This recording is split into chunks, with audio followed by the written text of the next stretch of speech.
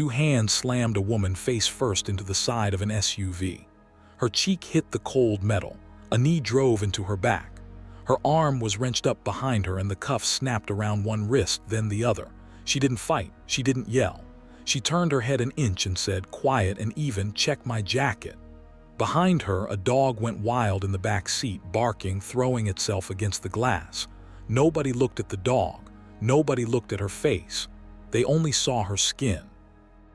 The woman pinned against that truck was named Danny Handcuffed, and she outranked every officer in that town combined. A federal car was already 3 miles out, tracking every mile of her arrival.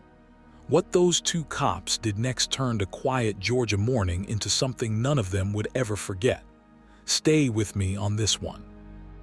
Let me back up about 20 minutes because you need to see how ordinary this morning was before it went sideways.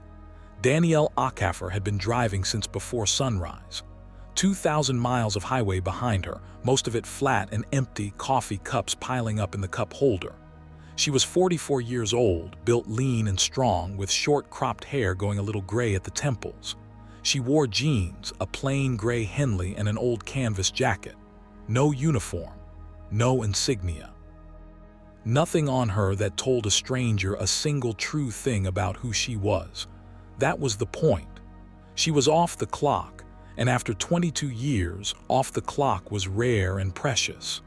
In the back seat sat Ranger, a big German shepherd with a graying muzzle and eyes that never stopped working. Ranger was a retired military working dog, and he was more than a pet. He'd done 3 deployments. He'd pulled a wounded man out of a collapsed doorway once, and he still flinched at loud metal sounds. Danny had adopted him when the Navy retired him, and the two of them had been inseparable ever since. He rode with his chin on the center console, watching the road like it owed him something. They were driving to a memorial. A man Danny had served with, a chief petty officer named Marcus Bell, had died the month before. Cancer, not combat, which somehow felt worse to everybody who knew him. His family was holding a ceremony in Virginia, and they'd asked Danny to speak. She'd said yes before they finished the sentence. Marcus had carried her once, literally, across half a mile of open ground with a bullet in her leg. You don't say no to a family like that. You drive across the country if you have to. So here's the thing about Danny. In a room full of loud people, she was the quiet one. She'd learned a long time ago that the person who talks least usually controls the most. She listened. She watched exits. She read faces. It was a habit that had kept her and a lot of other people alive in places most folks will only ever see on the news. She'd trained young operators to do the same, drilling it into them until it was reflex. Slow is smooth, smooth is fast. Never let the other side see your heart rate. But out here, on a country road in Georgia, none of that was switched on. She was just tired and hungry and thinking about what she'd say at Marcus's service, and whether the words would come out right and whether his kids would be in the front row. She pulled off the highway into a little town. The kind of place with one main street, a hardware store, a diner, and a coffee shop on the corner with a hand-painted sign. She needed caffeine and Ranger needed to stretch his legs. Simple errand. 5 minutes, tops. She parked the SUV along the curb out front where she could keep an eye on it. She left the windows cracked for Ranger and told him she'd be right back. He gave a low grumble, the way he always did when she left him, and settled down with a sigh, one ear still up.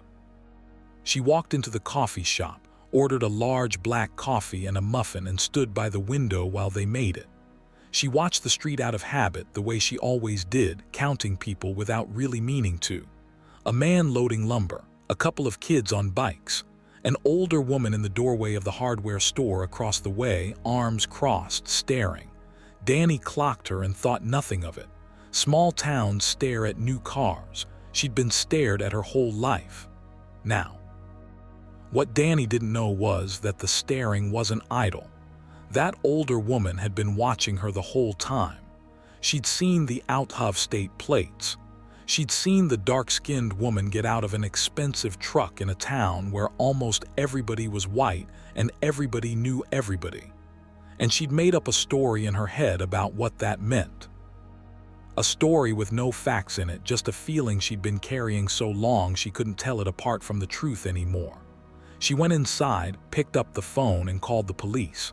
She said there was a suspicious person on Main Street. When the dispatcher asked her to describe the person, she paused, and then she said the only thing she'd really noticed. She said the woman was black. That was the whole call. No weapon, no crime, no behavior, just a color and a bad feeling. And in a lot of places, on a lot of mornings, that call goes nowhere. A cop drives by, sees nothing wrong, and keeps going. But not this morning. This morning, 2 officers were parked behind the feed store, bored, 3 hours into a slow shift, and a call came in, and they answered it like it was the most important thing they'd do all week. The younger one keyed the mic and said they were rolling. The older one was already smiling before he put the car in gear. Danny got her coffee. She thanked the kid behind the counter, left a good tip in the jar, and walked back out onto the sidewalk toward her truck. She had maybe 15 feet to go. That's when she saw the patrol car roll up fast behind her SUV and stop at an angle, blocking it in. 2 officers got out, and something in her, the old switched-off instinct, clicked back on all at once. She felt it before she understood it. The way they moved. The way one of them already had a hand on his belt. The way neither of them looked at anything but her. She stopped walking. She set her coffee down slow on the hood of a parked car, kept her hands where they could be seen, palms open, fingers spread, and said, "Morning, officers. Is there a problem?" The bigger of the 2, a heavy-set man with a red neck and mirrored sunglasses, didn't answer the question. He said, "This your vehicle?" "It is," Danny said.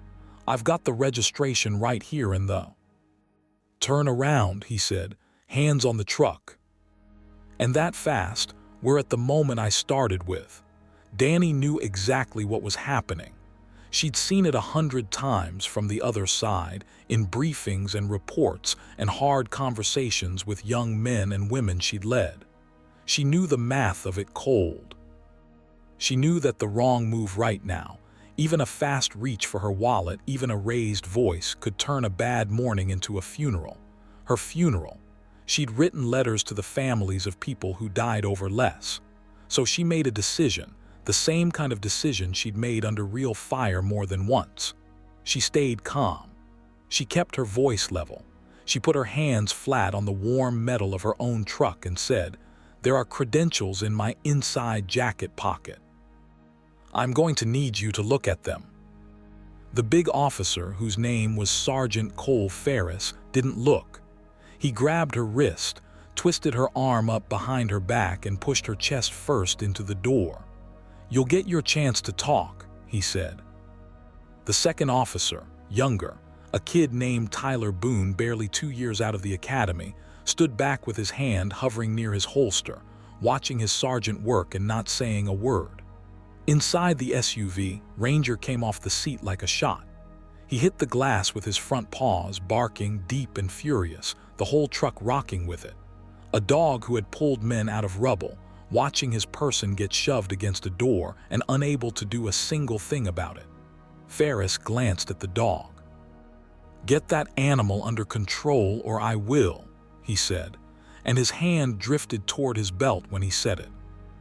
"He's a trained service dog," Danny said, her cheek against the metal, her voice not rising a single note. "He's reacting to you. Leave him be and he stays where he is. If you'd let me show you my ID. This is over in 30 seconds and you never think about me again." Ferris pulled the second cuff tight enough to bite. He keyed his shoulder radio and said, "Dispatch, we've got the suspicious person on Main, female detained, running the vehicle now." And just like that, over the air, it became an arrest, a record, a thing on paper that would now have to be explained or buried. Here's what should have happened next. One of them should have reached into her jacket, found the ID card, read it, and gone white as a sheet. That card would have told them everything. It was right there, 4 inches from Ferris's hand, under a layer of worn canvas. But they didn't reach for it. Ferris walked her back toward the patrol car while Boone stood guard, and neither of them touched that pocket. Danny asked a second time, calm as anything, no anger in it, just information offered plainly. "Officers, my credentials. Left inside pocket. Please look." "Ma'am, stop talking," Ferris said, and put his hand on top of her head to push her into the back seat. She went. She didn't resist. She folded herself into that cramped cage of a back seat with her hands cuffed behind her, and she watched through the window as her truck got smaller, as Rangers' barking faded, as the whole quiet street rolled backward and away. And I want you to understand something. Everything she was feeling in that moment she buried. The fury, the disbelief, the cold, exhausted sadness of it. She'd learned to put all of that in a box and close the lid, because the people who lose the box first are the people who don't come home. She taught that lesson too, in a room with no windows, to kids who were about to go somewhere terrible. Keep the box. Feel it later. Feel it all later when it's safe. So she sat still and she breathed, 4 counts in, 4 counts out, and she waited for the moment when someone in charge would finally read that card. They drove her 3 blocks to the station. A small brick building, 1 holding cell, a front desk, a couple of offices. Ferris pulled her out of the car and walked her inside, one hand clamped on her upper arm like she might bolt. And here's where it got quiet. Because at the station, the desk officer, a woman named Rhonda who'd worked that front desk for 19 years, took one look at Danny and frowned. Something wasn't adding up for her. Danny wasn't drunk. She wasn't yelling. She had a haircut and a bearing and a stillness that Rhonda had seen before, on a nephew who'd come back from the Marines and never quite came all the way home. Rhonda uncuffed one of Danny's hands and cuffed her instead to a bench in the intake room, which was gentler, and she brought her a paper cup of water and set it on the bench beside her. "You want to tell me what happened?" Rhonda asked. "I'd rather someone read the ID in my jacket," Danny said. "Everything's on it. Rank, orders, a phone number that answers day or night. One call clears this whole thing up." Rhonda glanced toward Ferris, who was filling out a form across the room, not looking, his jaw set. She looked back at Danny, at the calm in her, at the way she sat with her spine straight, even cuffed to a bench. "I'll get to it," she said, softer. "Sit tight." Danny nodded. She picked up the paper cup with her free hand and took a sip. She sat down on the bench. She let her shoulders come down an inch. Rhonda seemed like a reasonable person. The card was in the jacket. Someone would read it. This was almost over. That's what everyone in that room believed. That the mistake had been made, and now it would quietly get unmade, and this woman would be back on the road inside the hour with an apology and a bad taste in her mouth. Ferris believed it, told himself he'd caught a break, that the paperwork would smooth it over. Boone believed it, standing by the wall trying not to think too hard. Rhonda believed it. Danny, tired and cuffed to a bench, let herself believe it too. They were all wrong. Because at that exact moment, the door of the station opened, and a man in a dark suit walked in and asked the front desk one question that changed the entire nature of this thing. He said, "I'm looking for a woman who should have driven through here about 40 minutes ago. Black SUV, out of state plates, a shepherd in the back. She missed a scheduled check-in. Have you seen her?" The room went still. Rhonda's hand froze over her keyboard. Ferris looked up from his form, pen stopping mid-word. The man held up a leather wallet with a federal badge and an ID card, and he said his name was Special Agent Marcus Reyes, Naval Criminal Investigative Service, and he was the liaison assigned to track the safe travel of a senior officer across the country. And then he said the words that dropped the temperature in that room by 20 degrees. He said, Her name is Rear Admiral Danielle Ockhafer. She's expected in Virginia in 2 days to be honored at a national memorial. She checks in every 3 hours. She missed the last one, and that's not something she does. Where is she? Nobody answered him, because the woman he was describing was cuffed to a bench 40 feet away, holding a paper cup of water, watching the whole thing with the calmest eyes in the building. And this is where I have to stop and say, if you've made it this far, if your heart rate is up right now, do me a favor and hit that subscribe button, because the way this next part lands is the whole reason I wanted to tell you this story. Now let's get back to that room. Agent Reyes followed the direction of everyone's eyes. He turned. He saw Danny on the bench in cuffs, and for 1 full second he didn't move. Then he crossed the room fast, crouched down in front of her and said quietly, "Admiral, are you injured?" "I'm fine, Marcus," Danny said. "Little sore, wrists tight, it's good to see you." "Who cuffed you?" he said, not a question, a demand. "The gentleman at the desk," she said, tilting her head toward Ferris. "I asked him twice to read the ID in my jacket. He was busy." Reyes stood up slowly and turned around, and every officer in that room felt the floor shift under them. He looked at Ferris.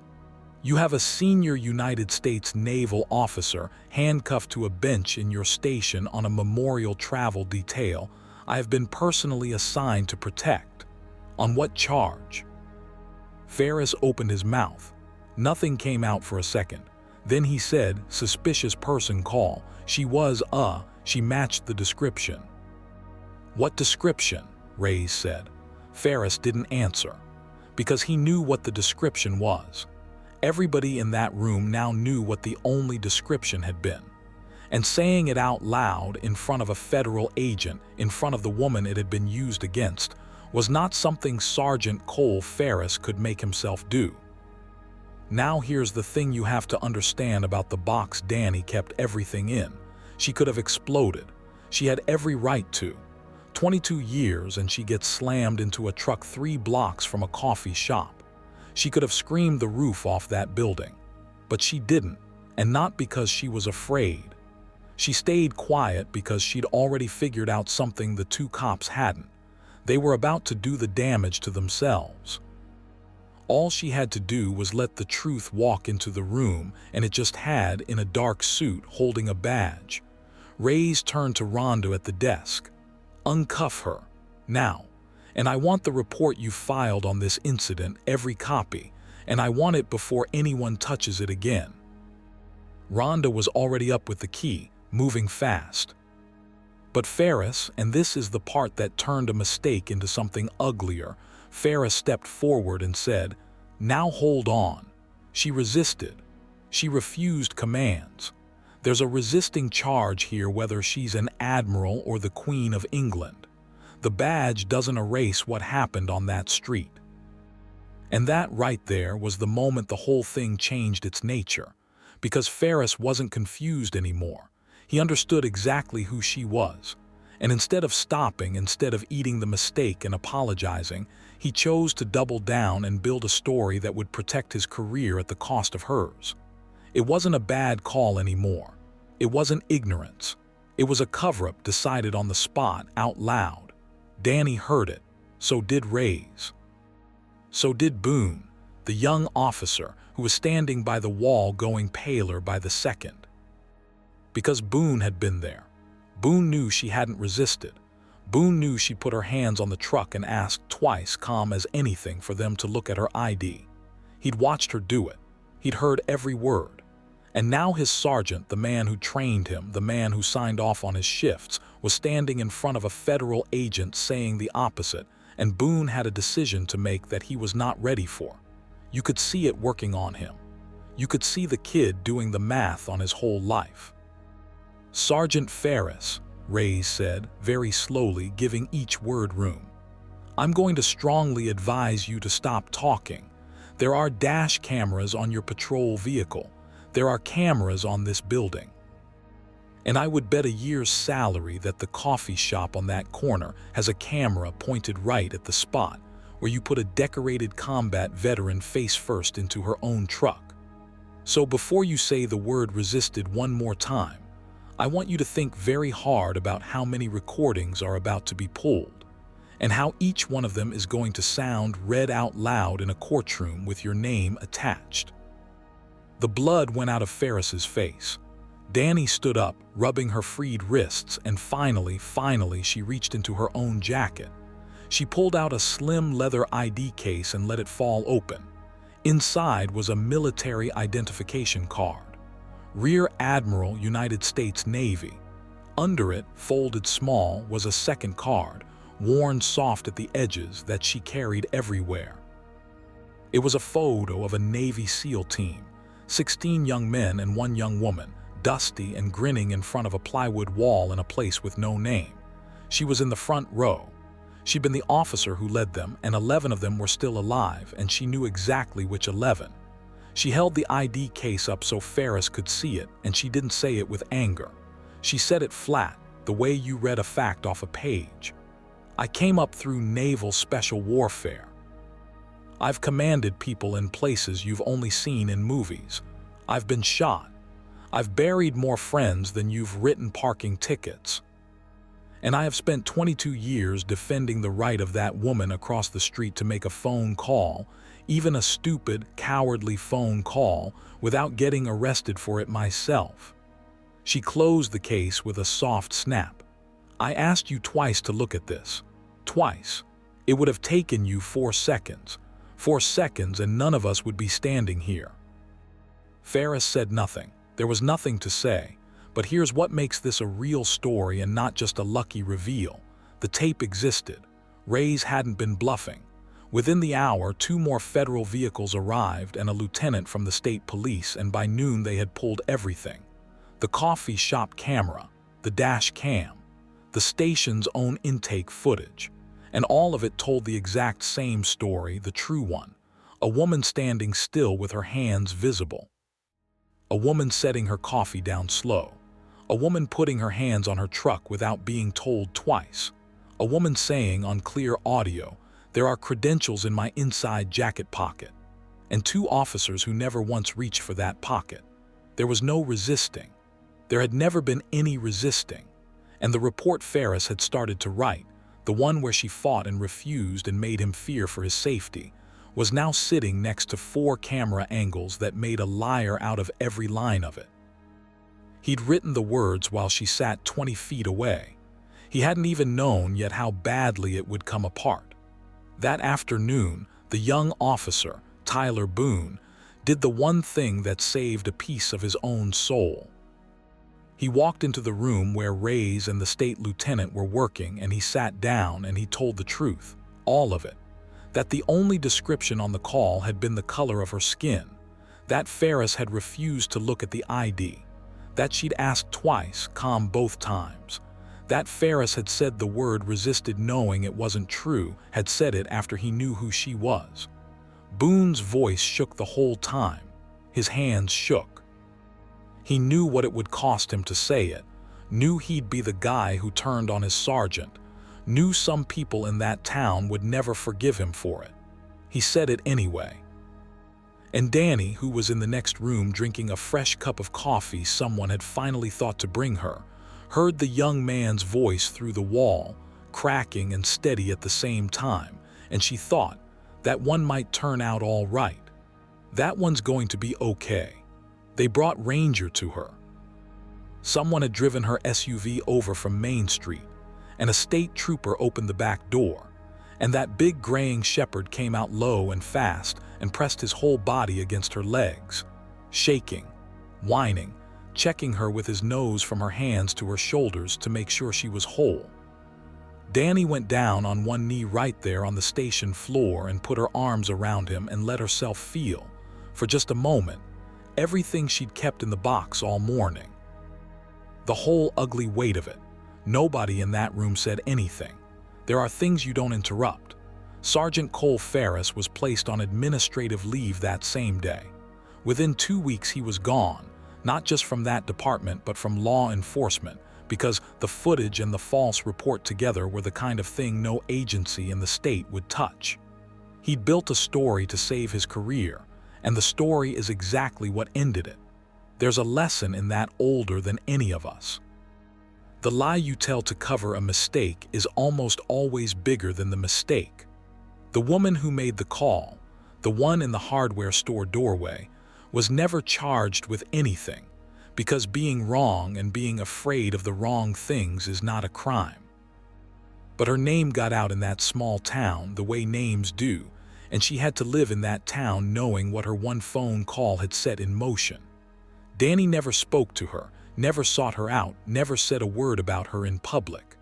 When a reporter asked months later what she'd say to the woman if she could, Danny thought about it a long moment and said, "I'd tell her I hope she looks a little longer next time. That's all. Just look a little longer." The town, once it learned exactly who they detained, did what towns do. Some folks were ashamed. Some got defensive, said it was a misunderstanding, said the officers were only doing their jobs. But a good number of them, the diner owner, the kid from the coffee shop who'd taken her order, a retired school teacher, showed up at the station the next morning and asked how they could make it right. There isn't a clean answer to that question. You can't unmake a morning like that one. But the school teacher started something, a small thing, a review of how the department handled those calls, who they questioned and why, and it turned out to be the beginning of a change that outlasted every headline. 2 days later, Danny stood at a podium in Virginia, in her dress uniform this time, the ribbons on her chest catching the light, and she spoke at the memorial for Chief Petty Officer Marcus Bell. She talked about the man who had carried her half a mile with a bullet in her leg, who never once made her feel like she owed him for it. She talked about what it means to see a person fully in the worst moment of their life and decide to carry them anyway. She didn't mention Georgia. Most of the people in that room never knew what had happened to her on the way there. But Ray's knew, standing quietly at the back, and when their eyes met across the room, he gave her a small nod, and she gave him one back. Ranger lay at the foot of the podium the whole time, chin on his paws, watching the crowd the way he always did. And when Danny finished speaking and stepped down, he rose and pressed against her leg again, the same way he had on that station floor, and the two of them walked out together into the afternoon. Here's what I keep coming back to. 2 officers looked at a woman on a sidewalk and saw only the one thing that told them nothing true. They had a card in their reach that held her whole life, her rank, her sacrifice, the friends she'd buried, the people she'd carried, and they never once turned it over. It would have taken 4 seconds and a willingness to look a little longer. Danny Ockhafer went back to work. She got promoted again the following year. She still drives cross-country when she can, still stops for coffee in small towns, still keeps the windows cracked for a graying shepherd in the back seat. And if you passed her on the street, you still wouldn't know a single true thing about her. That's the part she'd want you to sit with. The quietest person in the room is almost never the one you think they are. So the next time you're tempted to decide who someone is from across a street, do what Danny asked. Look a little longer. You have no idea who you're looking at. Thanks for staying with me all the way to the end of this one. If it moved you, leave a comment and tell me what you'd have done in that room. I read them all.